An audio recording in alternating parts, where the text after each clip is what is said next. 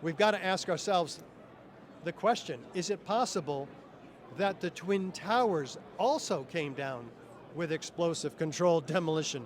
And we've been educating people on the evidence for the explosive demolition. It's all right here on our website, richardgage911.org.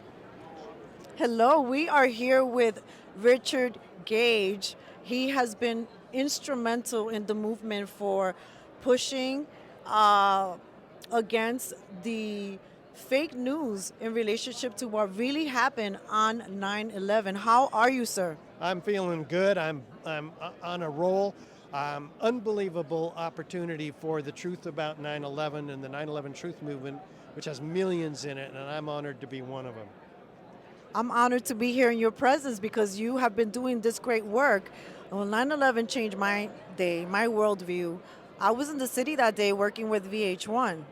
And I remember my sister was also working for VH1, and we lost contact the whole day. I didn't even know about her whereabouts till the nighttime. And I remember the feeling of being stuck in the city with no way to find out what was going on, feeling scared that we maybe would be seeing our last day. And I mean, the fear of that moment of feeling paralyzed, of knowing that everything just stopped, the train stopped, we didn't know what was going on. There were rumors of bioterrorism, and it feels like it's been chaotic communication and since then in relationship to what really happened on that day. And I would love for you to bring us up to speed. Well, I, on that day, was in shock and awe as well as everybody else, and it took me 5 years to kind of come out of that and actually hear on the radio an alternative explanation as to what happened. 5 years, not a word about the third tower, for instance, that came down on 9/11, a 47-story skyscraper, World Trade Center Building 7, that in the afternoon of 9/11, after witnesses hear explosions, drops like a rock straight down uniformly, symmetrically into its own footprint in under 7 seconds. Now, all of that adds up to explosive controlled demolition. And we've been giving out, 1,000 of these brochures here to people to share exactly what I learned 18 years ago. And what does that mean? Well, we show the evidence not just of the building's behavior, the witnesses of explosions, but also the importance of the aftermath, the forensic evidence of incendiaries, specifically thermite found in the World Trade Center dust by the U.S. Geological Survey, by FEMA, who did a metallurgical examination of the steel, finding partly evaporated the ends of these beams, requiring 4,000 degrees, finding liquid molten iron invading the grain boundaries of the steel. This evidence can only be evidence of ignited thermite, which completely pulls the rug out from underneath the official story of this building coming down by normal office fires. Well, we've never lost a steel frame fire protected structure ever in history due to normal office fires. It's never happened. It's unprecedented. And yet NIST tried to bully their way in with this 1,000-page report on World Trade Center Building 7. 7 years later, after 9/11, by the time they came out with this report, everybody else had forgotten about it. If they ever knew about it, we find most people don't even know a third tower came down. That's why we're here. But once you realize that Building 7 came down in an explosive controlled implosion, actually, just like the old hotels in Las Vegas, we've all seen them on TV. So we've got to ask ourselves the question, is it possible that the Twin Towers also came down with explosive controlled demolition? And we've been educating people on the evidence for the explosive demolition. It's all right here on our website, richardgage911.org. my God, the official narrative tells us that the upper part of these buildings, above the point of jet plane impacts, drove the rest of the building down to the ground after structural weakening by the fires, and then destroyed itself. Well, that's completely violates the laws of physics, first of all. The upper part is the lightest part of the structure, but none of the photos or videos show that it's driving the rest of the building down to the ground. What they show is that it's destroyed itself in the first 3 seconds. And by the way, all this happens after 186 first responders are witnesses of explosions before, most of them very specifically, before the towers came down.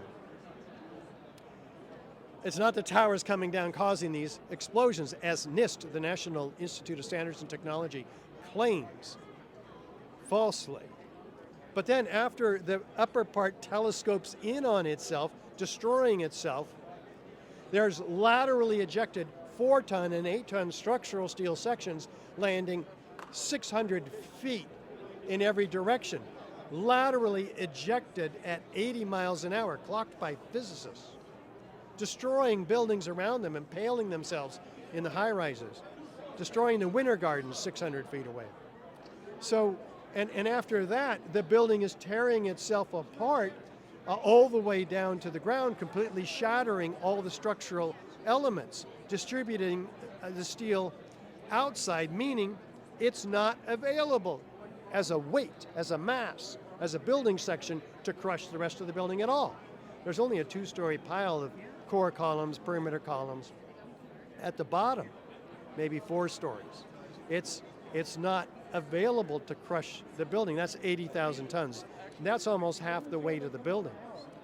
Maybe it's the concrete that crushed the building, because there's 110 floors of concrete, each 4 and 8 inches thick, each an acre in size.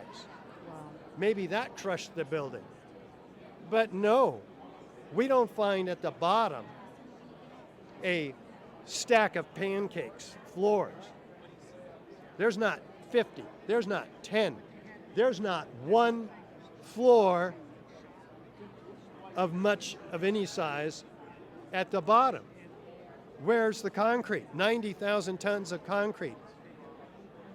It's pulverized in midair in these pyroclastic-like clouds, incredible heat forming itself in cauliflower-shaped forms and spreading across lower Manhattan, 3 square miles in every direction. 3 square miles, and from river to river across lower Manhattan. So in a 3-inch thick blanket, it's not available to crush the building either. That's another half of the weight of the building. So what's crushing the building then? If most all the weight of the building is distributed so far laterally. So it's not being crushed at all. It's being blown apart, as we see in all the photographs and videos. Even pinpoint accurate violent ejections occurring 60 stories down below, 40 stories down below, all over the place, at ejecting solid objects at 150 to 200 feet per second. These are explosive speeds. This is all available on our website and in our documentary, 9/11 Explosive Evidence, Experts Speak Out. It's on our website. You can watch it there for free. You can buy the DVD in the store. It's direct evidence from 40 high-rise architects, structural engineers, metallurgists, chemists, physicists, controlled demolition experts, all laying out this evidence. Unbelievable set of testimony there for you at the website, richardgage911.org. Definitely, please check out the website. Now, besides you being so brave to share that, because I'm sure you have many stories of all of the obstacles that have come your way in trying to get this out, right? This truth out to the people. Can you speak a little bit about what started to happen to our freedoms, like the Patriot Act? Yes. You know, a lot of people say that when 9/11 happened, that it was a great reason everybody was in fear mode and they easily sort of accepted the Patriot Act, and Well, we didn't realize what it was. Not one of our 535 congressmen actually read it. It came out having been pre-written by Joe Biden, interestingly, and others, and they didn't have a chance to read it. It was due in like 2 or 3 days,